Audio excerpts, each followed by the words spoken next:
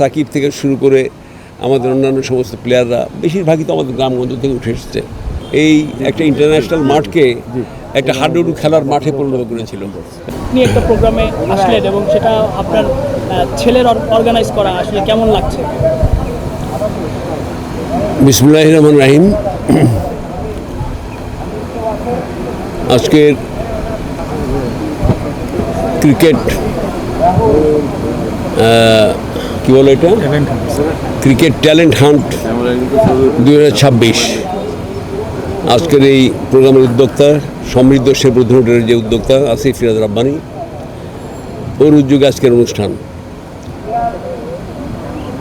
সাংবাদিকদের প্রশ্নটা চমৎকার যে আমরা রাজনৈতিক মাঠে বক্তব্য দেই, তা আজকের এই দৃশ্যে বা আজকের এই ঘটনায় বক্তব্যটা কেমন হবে।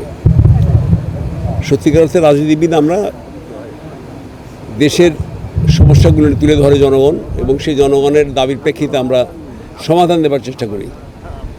কিন্তু এই প্রসঙ্গে আমি যা বলতে চাই যে আমরা আমাদের দেশের যুবকদের যে অবস্থা, তাদের যে নৈতিক অবক্ষয় চলছে সারা দেশ, শেরপুর না, এই যে মাদকের, যেমন মাদক নিয়ে আমি একটু আগে ইউনুস সাহেবের কথা বলছিলাম, এবং এই যে একটা বিশাল একটা মানে কষ্টের মধ্যে জাতি পড়ে গেছে, এখান থেকে আমরা শুধু বক্তৃতা দিয়েই খালাস হয়ে যাই, তাই না?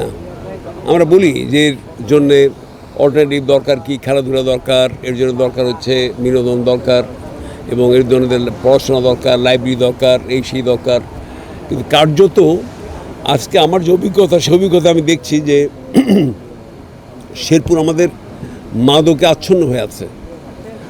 মাদকের একটা জাল বিছানো আছে, এবং চেষ্টা করছে প্রশাসন, আমরা সামাজিকভাবে চেষ্টা করছি বেরোয়ার জন্যে, এই চেষ্টা অব্যাহত আছে। কিন্তু আমার বিশ্বাস যে আজকের এই যে একটা সামাজিক উদ্যোগ বা খেলার উদ্যোগ যেটা নিয়েছে, এই উদ্যোগের মধ্যে যেটা হয়েছে সেটা হলো, যেমন আমি এই ট্যালেন্ট হান্ট যে প্রোগ্রামটা, এই প্রোগ্রাম ক্রিকেটের উপরে, এর আমি ভেবেছিলাম যে আমাদের এই অঞ্চলে ইউনিয়ন পর্যায়ে বা পৌর পর্যায়ের বা গ্রাম পর্যায়ের, আমরা তো গ্রামে এখন তো গ্রামই থাকি, গ্রামই আমরা বলতে পারি, এখানে আমাদের ছেলেমেয়েরা কি এতটা ইন্টারেস্টেড কিনা। তা আমি আসিফকে বলছিলাম যে এটা তোমার রেসপন্স কেমন।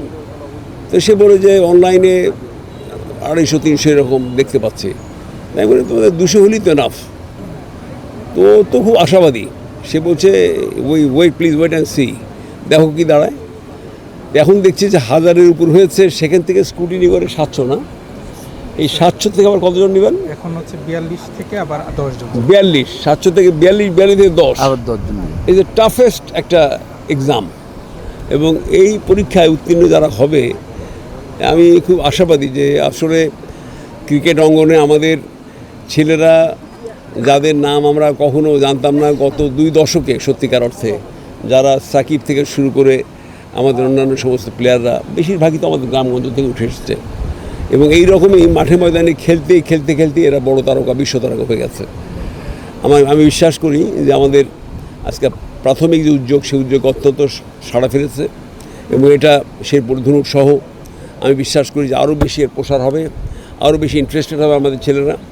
এবং এইখানে যে প্রক্রিয়া আজকে এসছে, আমাদের বিখ্যাত ক্রিকেট অঙ্গনের মানুষ সুজন আসছে, আমাদের বাংলাদেশের ডিরেক্টর মোক্তাদির ভাই এসছে, আসিফ তো আছেই, এই ক্রীড়া অঙ্গনের একজন অত্যন্ত মানে পরিচিত এবং লেগে থাকা মানুষ।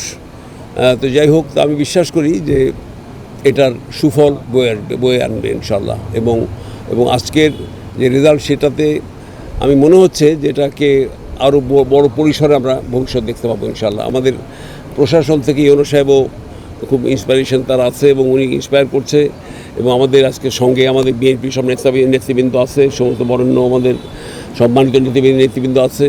আমরা সবাই খুব আশাবাদী যে বর্তমান সরকার এটাকে খুব সাপোর্টিভ এবং খুব সহানুভূতির সাথে এটাকে সাপোর্ট করবে।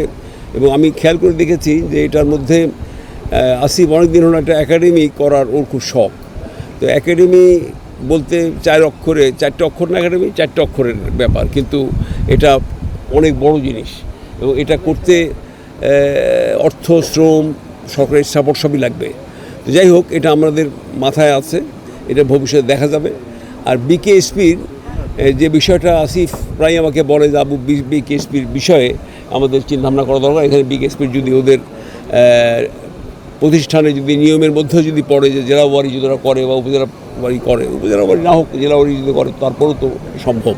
তো যাক, এইসব দিক থেকে ক্রীড়া অঙ্গনে আসিফের উদ্যোগ আমি এবং আমার দলীয়ভাবে আমার নেতাকর্মীরা একই সাথে প্রশাসন আমরা আসিফকে সাপোর্ট দেবো, সো দ্যাট ও এটাকে নিয়ে আরও বড় পরিসরে ইনশাল্লাহ আসতে পারবে এবং আমাদের অনেক বড় অঙ্গনে অনেক বড় পরিসরে আমাদের ছেলেরা পার্টিসিপেট করতে পারবে এবং তারা ভবিষ্যতে ইনশাল্লাহ এই খেলাধুলার মধ্যে এসে তাদের অন্তত পরিচিতি এবং তাদের শুধু নাম নয়, একটা কর্মসংস্থানেরও একটা বড় রকম একটা ক্ষেত্র তৈরি হবে। একই সাথে মাদকের বিরুদ্ধে যদি জানা অন্তত মাদকের থেকে বাঁচবার জন্য এটা একটা অন্যতম পন্থা বলে মনে করি। ধন্যবাদ সবাইকে। আরেকটা কোয়েশ্চেন, সেটা হচ্ছে তারেক রহমান যখন প্রথম এবার বগুড়ায় আসে তার নির্বাচনী প্রচারণায় প্রথম ধানের শীর্ষটা সম্ভবত আপনার হাতে তুলে দেওয়া হয়েছিল এই রাইট। তার ওটা ভরসা আছে আপনাকে নিয়ে। এর আগে আপনি বগুড়া 6 থেকে নির্বাচন করেছেন, সেখানেও আপনি জিতে এসেছিলেন। এক কথায় শুধু শেরপুর ধরুন না, পুরো বগুড়ার মানুষেরই আপনার উপর একটা ভরসা আছে, আপনার একটা আস্থার জায়গা আছে। কিন্তু এই যে ক্রীড়াঙ্গনের কথা বললেন, মাদক রোধে কাজ করার জন্য ক্রীড়াঙ্গনকে এগিয়ে নেওয়া দরকার। কিন্তু বগুড়ার সবচেয়ে বড় যে ক্রীড়াঙ্গনের হাব সেটা হচ্ছে বগুড়া চান্দু স্টেডিয়াম। প্রায় 1.5 যুগ ওখানে খেলা হয়নি, ইন্টারন্যাশনাল ম্যাচ হয়নি। এখন তো আপনাদের সরকার এসেছে, এইটা নিয়ে আপনার কাছে সর্বশেষ কি আপডেট আছে যে চান্দু স্টেডিয়ামের আপডেট করার জন্য এখানে যে সংস্কার দরকার, এটা নিয়ে সংসদেও আলোচনা হয়েছে সবশেষ। এটা নিয়ে আপনার কাছে সর্বশেষ আপডেটটা কি, মানে বাজেটটা কোন অবস্থায় আছে? শহীদ চান্দু স্টেডিয়াম নিয়ে এটা তো আপনারা জানেন যে দীর্ঘদিন অবহেলিত ছিল। গত ফ্যাসিস্ট আমলের সময় এটাকে এই একটা ইন্টারন্যাশনাল মাঠকে একটা হাডুডু খেলার মাঠে পরিণত করেছিল, তাই না? তো যাই হোক, এটা সরকার পরিবর্তনে এটা বগুড়াবাসীর স্বপ্ন ইনশাআল্লাহ পূরণ হবে এবং এই স্বপ্ন পূরণে সবচেয়ে বড় সুবিধা যেটা সেটা হচ্ছে আমাদের তো বলার অপেক্ষা রাখে না। অর্থাৎ তারেক রহমান সাহেব এই বগুড়ারই সন্তান, বগুড়ার প্রধানমন্ত্রী এবং এই বগুড়া 6 তিনি একবার এমপি হলেন, তাই না? এবং দিয়ে উপনির্বাচনের পরে গেল বাচ্চা। এবং ব্যাপারটা হলো যে বগুড়ার উপরে ওনার চোখ 2টা চোখ না 10টা চোখ দিয়ে উনি বগুড়া দেখে। তো কাজে আমরা বলার আগেই ওনার নখদর্পণে আছে। আমি বিশ্বাস করি যে চান্দু স্টেডিয়ামে আগামীতে ইন্টারন্যাশনাল একটা খেলার মাঠ শুধু নয়, এখানে এর সাথে আরও কিছু সম্পৃক্ততা দরকার। যেমন আমার সাথে উনি কথা বলেছিল সেটা হলো যে তখন আমাদের বিদেশি খেলোয়াড়রা এবং যারা আসে খেলতে বা বিদেশি টিম যারা আসে, ডেলিগেশন আসে, এদেরকে থাকার যে জায়গার অসুবিধা সেটা অনেকাংশে এখন হয়ে গেছে। যেমন নাচ গার্ডেন আছে, মমিন আছে, এগুলো হয়ে গেছে। একই সাথে যেটা দরকার সেটা হলো যে মাঠের যে সংস্কার, যেটা মাঠটাকে অনেক আপগ্রেড করতে হবে। এইটা একটা বড়ো কাজ, হ্যাঁ, এইটাকে আপগ্রেড করতে হবে এবং এটা বড়ো কাজ। সেই কাজটা অলরেডি তারেক সাহেব বড় ইনস্ট্রাকশন দিয়ে দিয়েছে। কাজে এটার আমাদেরকে প্রধানমন্ত্রীকে বলার অপেক্ষা রাখে না, আমরা ডিসকাশনেই উনি অলরেডি দিয়ে দিয়েছে, আমি জানি, এটা জেনেই বলছি আমি। আরেকটি কথা হলো যে এয়ারপোর্টের বিষয়টা ভেরি ইম্পর্টেন্ট। এয়ারপোর্টের তো অলরেডি শুরু হয়ে গেছে। এয়ারপোর্টে বিদেশিরা আমি যেমন ঢাকা থেকে বগুড়ায় 2.5 ঘন্টায় চলে আসি ফুটবলে, 3 ঘন্টাও লাগে না। কিন্তু যখন ইন্টারন্যাশনাল প্লেয়ার আসবে, ডেলিগেশন আসবে, খেলোয়াড় আসবে, এদের জন্য আরও তড়িৎ দরকার। সেই কারণে এয়ারপোর্টটা হয়ে গেলে এটা আরও সুবিধা হবে। এই যে সাপোর্টিভ যে সমস্ত বিষয়গুলো, এই বিষয়গুলো ইনশাল্লাহ আমি বিশ্বাস করি যে আগামী 1 বছরের মধ্যে দৃশ্যমান একটা পরিবর্তন আপনারা দেখবেন, এই আর কি, ইনশাল্লাহ। আপনার সন্তান আসিফ রব্বানী ক্রিকেট নিয়ে তার অনেক বেশি প্যাশন। আমরা দেখি যে উনি ক্লাব ক্রিকেটে কন্ট্রিবিউট করছে, এখন মানে গ্রাসরুট ক্রিকেটে উনি কন্ট্রিবিউট করছে। আমি যদি ভারতের দিকে দেখি যে সেখানকার স্বরাষ্ট্রমন্ত্রী অমিত শাহ, তার ছেলে জয় শাহ, তিনি বিসিসিআইয়ের প্রেসিডেন্ট, অর্থাৎ ভারতের যে ক্রিকেট বোর্ড, এরপর তিনি আইসিসিতে চলে গিয়েছেন। আপনি কি আপনার সন্তান হিসেবে আসিফ রব্বানী, তার যে ক্রিকেটের প্যাশন, আপনি যেহেতু এখানকার বারবার নির্বাচিত এমপি, সরকারের সাথে আপনার ঘনিষ্ঠতা রয়েছে, সেই জায়গাটায় আপনিও কি আপনার সন্তানকে এরকম বিসিবি কিংবা আইসিসিতে দেখতে চান কিনা? দেখো, সবচেয়ে বড় কথা যে প্রত্যেক মানুষের একটা ব্যক্তিগতভাবে একটা সক্রিয়তা আছে, নিজস্বতা আছে, তাই না?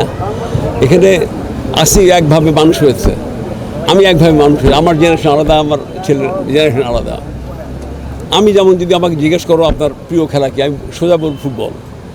প্রিয় ইনডোর গেমস কি, আমি বলবো যে টেবিল টেনিস, ঠিক না? আচ্ছা, আসিফ যারা বলবে একদম নাম্বার 1, সে বলবে ক্রিকেট। ও এটা নিয়েই ওর মানে ধ্যান ধারণা, ওর গবেষণা, চিন্তাভাবনা অনেক কিছু। তো এই ক্ষেত্রে আসলে আমার বাবার পরিচয়ে ওকে এই জায়গায় যেতে হবে না, বিশ্বাস করি না। আর রাজনৈতিক পরিচয় বহন করে ওর এই জায়গায় যেতে, সেটা আমি বিশ্বাস করি না। আমি বিশ্বাস করি ওর নিজের কর্মযজ্ঞে এবং কর্মযোগ্যতায় সে আলটিমেটলি এখানে চলে যাবে। এবং সে আমার মনে হয় যে এমন একটা জায়গায় যাবে সে ক্রিকেট অঙ্গনে এক সময় ওর যোগ্যতায়, রাজনীতির যোগ্যতাও নয়, সরকারের ব্যাকিংও লাগবে না সত্যিকার অর্থে ওর যোগ্যতা। তবে হ্যাঁ, যখন যাবে কোনো প্রতিষ্ঠান যখন গড়বে তখন সরকারের লাগবে। একটা প্রতিষ্ঠান যেমন ওর একটা চিন্তাভাবনা আছে একাডেমি করার, এইসব জায়গায় সরকারের যদি লজিস্টিক না পাওয়া যায়, সাপোর্ট না পাওয়া যায়, এটা হয় না আসলে, ব্যক্তিগতভাবে এটা করা যায় না। আমার বিশ্বাস সেই ক্ষেত্রে বরঞ্চ আমি বাবা হিসাবে ওই সাপোর্টটা আমি দিয়ে দেবো, ওই সাপোর্টটা সে পাবে। Thank you.